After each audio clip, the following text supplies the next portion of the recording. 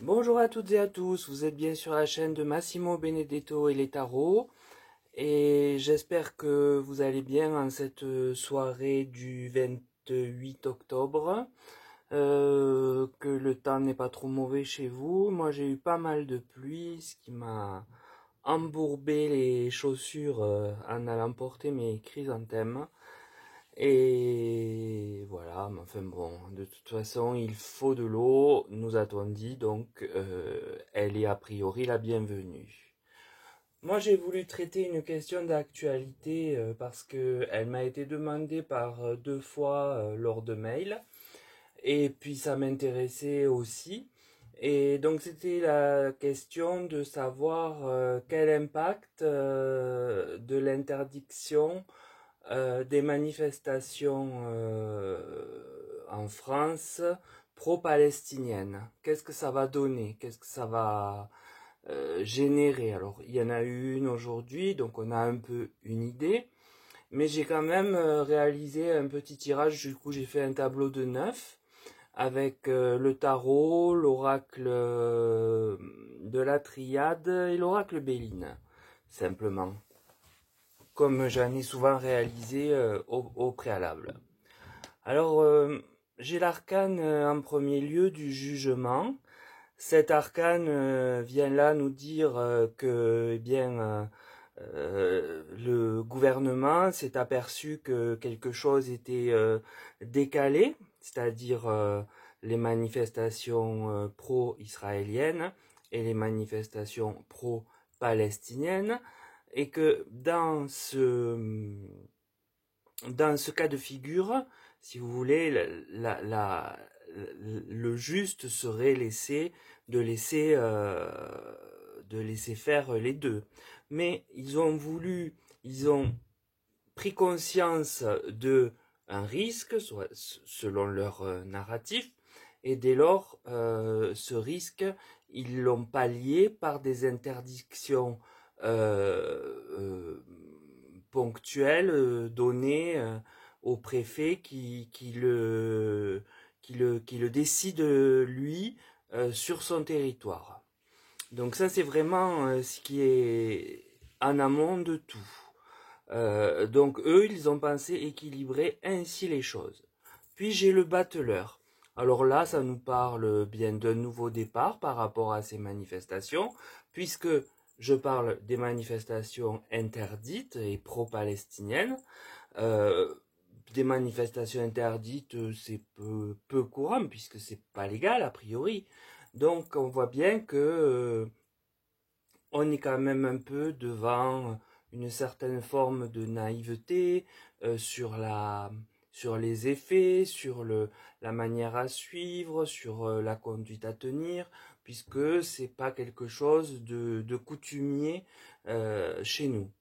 Et c'est suivi de l'amoureux. Alors là, ça ne concerne plus le gouvernement, mais bien les gens qui désirent aller aux manifestations, et plus précisément aux manifestations pro-palestiniennes, puisque c'est le sujet. Et on voit bien qu'il y a un choix qui s'impose du fait de cette interdiction en amont. Les gens se posent donc la question de savoir s'il est bon ou pas, par rapport à d'éventuelles sanctions, qu'elles soient financières ou violentes, puisqu'on a bien vu que parfois ça tourne à l'affrontement. Donc voilà, ça donne un temps de réflexion avant de choisir d'y aller ou non. Donc les cartes du tarot nous disent que en amont le gouvernement a bel et bien pesé les choses, mais vu que ce, selon lui il pourrait y avoir des conséquences qu'il ne souhaite pas en acceptant et tolérant les manifestations du pro-palestiniennes, dès lors euh, il les a donnés au gré du préfet de région pour du préfet de département, pardon, afin de décider des conséquences au cas par cas. Puis on voit que donc c'est un nouveau type un petit peu de fonctionnement qui est pas tout à fait au point. Et on s'aperçoit que bien eu égard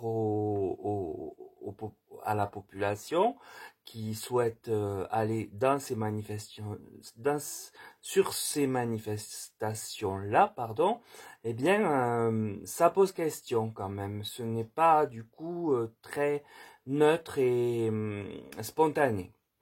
Puis j'ai l'oracle de la triade. Alors lui me donne la carte de l'amour.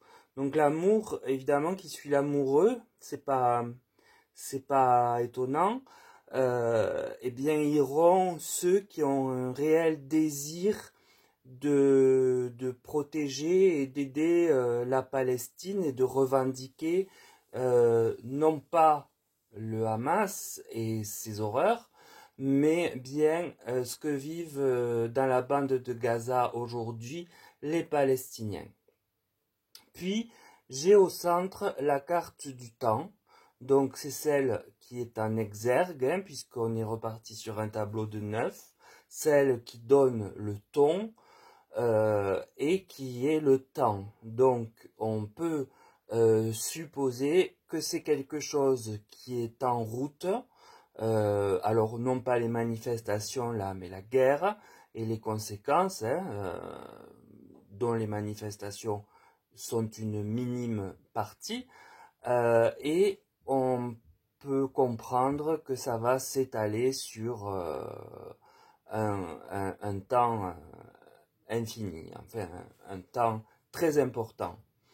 Puis, sous le choix des Français, enfin oui, des Français, des gens vivant en France et souhaitant aller aux manifestations, et du fait de cette interdiction, on voit bien que l'oracle de la triade nous répond quant à la question posée, hein, puisqu'il ne faut pas s'en éloigner, l'impact de l'interdiction, bien que c'est une erreur d'avoir interdit ce qui n'est donc pas légal traditionnellement. Là, ils l'ont rendu bien évidemment légal en passant par le biais du préfet et en biaisant, mais c'est une erreur commise, une de plus, par l'exécutif. Donc l'oracle de la triade nous dit que bien les amoureux de la Palestine, entre guillemets, quoi qu'il se passe, continueront d'être amoureux de la Palestine et de l'aider par n'importe quel moyen, mais là c'est les manifestations. C'est quelque chose, un conflit qui est vraiment bien installé, et de toute façon il est installé déjà depuis des décennies, mais qui va continuer de l'être pour des décennies encore. Quant à la façon de fonctionner de notre gouvernement en se permettant d'interdire via les préfectures, eh bien l'oracle nous répond que c'est une erreur, d'enfreindre ainsi les libertés publiques. Ensuite, j'ai l'oracle Béline qui vient conclure, alors avec que des cartes martiennes, c'est-à-dire des cartes négatives et de violence plutôt.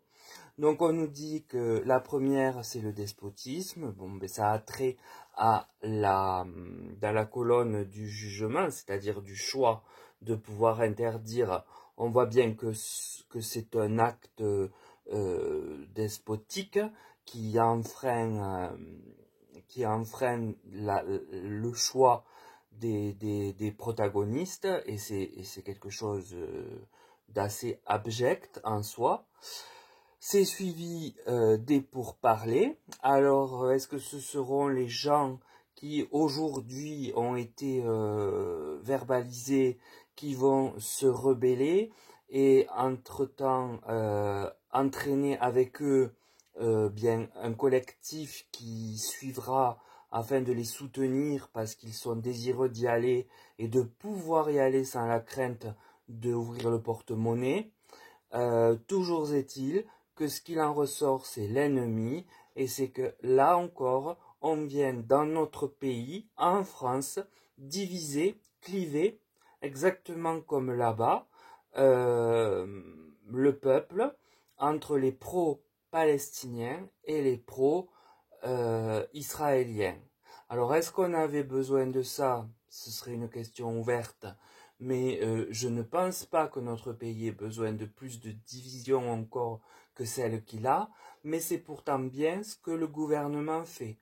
En attendant, ce que l'on peut remarquer, et vous l'aurez tous vu, hein, on n'entend plus parler d'Ukraine, on n'entend plus parler de prix de carburant, on n'entend plus parler d'électricité qui augmente, on n'entend plus parler de rien d'autre, et pourtant, les porte-monnaies se vident et au 15 au 20 du mois, la problématique est là et l'argent n'est plus là. Donc c'est une belle façon, de nouveau, une belle pirouette pour permettre comme on dit très trivialement, noyer le poisson. Et avec un sujet aussi lourd, bien évidemment, c'est très facile que d'agir de la sorte pour éviter de mettre en exergue et en pleine vue les problèmes relatifs à la France. Alors je trouve un peu triste que on s'occupe autant des problèmes extérieurs sans régler les problèmes intérieurs. Les deux font partie du mandat d'un président de la République. En droit constitutionnel, je le répète, c'est le président qui gère les conflits, les problèmes avec l'extérieur, le Premier ministre avec l'intérieur. Mais pour autant, aujourd'hui, que voit-on? On voit un président qui gère tout et qui ne gère rien, puisqu'il fait exactement ce qu'il veut, comme il veut, quand il veut, et décide de façon autoritaire ce qu'il pense être bien, sans nous consulter, puisque les idées de référendum, ça c'est pareil, on n'en entend plus parler. Voilà, donc c'est une guerre qui tombe, excusez-moi, à point nommé pour lui, mais qui divise la France encore et encore. Donc nous sommes dans un pays vraiment qui est mis à mal par une politique de comment dirais-je, qui est parfois même enfantine, je dirais. On se croirait dans une cour d'école. Alors à l'Assemblée, n'en parlons pas. Tu m'as pris ça, moi je te prends ça, tu m'as dit ça, moi je te dis ça. Enfin, c'est pathétique.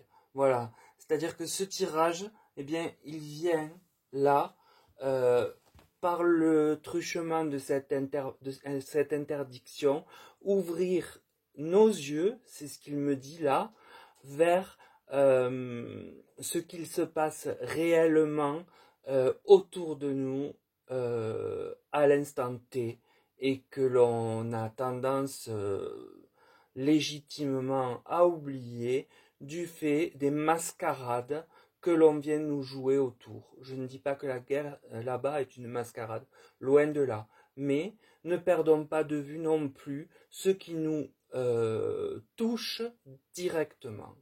Voilà, c'est en tout cas ce que me dit ce tirage de 9 cartes qui est très très parlant. Donc voilà, pour le tirage, eh bien écoutez, j'ai dit tout ce que j'avais à dire et même au-delà peut-être. En tout cas, c'est dit de façon sincère et avec le cœur. Et bien écoutez, sur ces mots, je vais vous souhaiter de passer un bon week-end, vous demander de prendre soin de vous et bien, je vous dis à bientôt, si la chaîne ne continue pas de fondre comme neige au soleil, parce que là, je suis quand même assez dépité de voir tous les jours, un nombre de personnes qui s'en va. Donc je ne sais pas s'il y a un souci avec ma personne, avec les sujets abordés. autant me le dire, je ne comprends pas. Est-ce que c'est YouTube? Est-ce que c'est... je ne comprends plus. Je ne comprends plus et quand on ne... Enfin, dès lors qu'on comprend, au moins, c'est plus lumineux et on arrive à se faire une raison, à aller de l'avant. Là, je ne comprends pas. Donc, pour l'instant, je reste comme ça, j'attends, je fais un petit tirage de temps en temps. Mais bon, là, je le fais de façon tout à fait passionnée, mais j'avoue que bien souvent, c'est un peu la mort dans l'âme que je prends les cartes, parce que je ne comprends pas. Voilà. Mais écoutez, je vais pas vous faire subir mes états d'âme. Vous avez aussi vos soucis, et ça, c'est un menu souci, un détail. Et sur ces mots, je vous salue et je vous dis à très vite, je l'espère.